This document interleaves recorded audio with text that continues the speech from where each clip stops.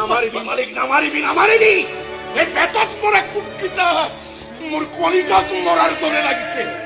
মনত ৰাখিবি মালিক, মই জাৰজ আৰে বাক্সাৰ পৰা মানুহৰ চৰ লাঠি জোঠা খাই ডাঙৰ হৈছে। আৰে জাৰজ বিলাকে তো আনো সল লাঠি জুতা খাই ডাঙৰ হয়।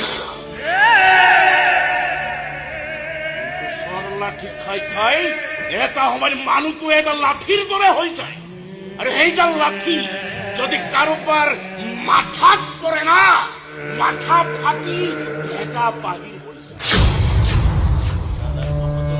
মানুহৰ কাৰণে আমাৰ দৰে জাৰজৰ জন্ম হয়।